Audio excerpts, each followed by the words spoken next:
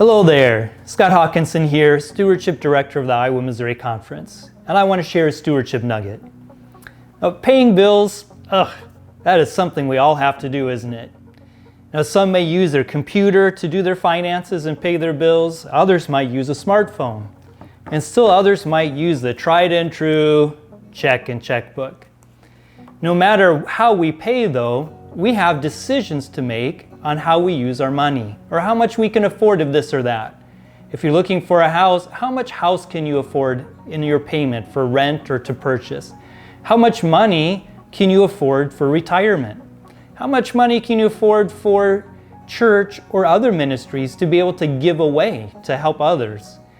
Now let's consider advice given to people for investing. Investing your money for retirement or future needs can be very complicated. It is ideal to sell when the stock market is high and to buy when it's low. But nobody knows when it will reach its peak or its bottom. That's why many financial planners recommend a dollar cost averaging approach. That's kind of a mouthful. That means investing a set amount of money, usually a percentage of income, every paycheck regardless of what the stock market is doing.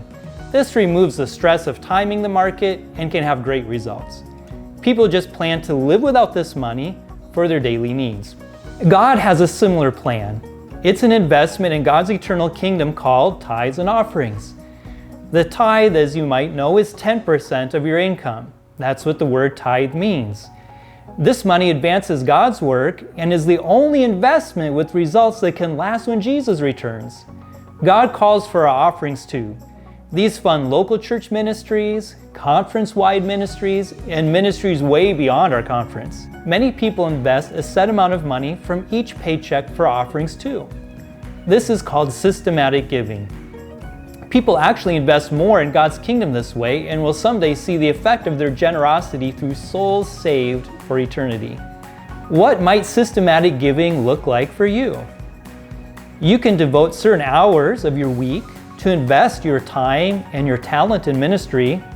This could be a ministry in your local church, a personal ministry you're really excited about, or through a larger organization.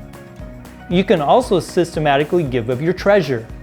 As you plan how you will spend your money, you can set aside 10% off the top for tithe. Then you think about what offerings you might want to give. Many people give another 10% in offering. Here is what that could look like. If everyone gave 3% of their income to their local church budget, it would be able to make ends meet for basic ministries. Giving 5% would put it in a strong financial position for reaching your community. If everyone would give 1% to combined youth ministries, there would be enough money to help Camp Heritage, Sunnydale Academy, and elementary education really flourish. Conference evangelism and refugee ministries are transforming lives too, and they would be great ministries to give another 1 or 2% to. Some of your tithe goes to the General Conference for worldwide mission work, but there's still so much work to do, and offerings to global mission can help this to happen. Lastly, you could also set aside a certain amount of money for whatever project came up that you want to contribute to. Really, this can be a lot of fun. If you have set aside money regularly for this, then money is there when you want to help a student on a mission trip or a Pathfinder on a camporee, to help sponsor a child to camp, to help with a needed repair for your church or a building project, or to help a neighbor in need even. People around this conference want to make a difference. By practicing regular, systematic giving, we can be successful and consistent investors in God's kingdom. God loves a cheerful giver. How do you want to invest your treasure? Remember, freely you have received, freely give.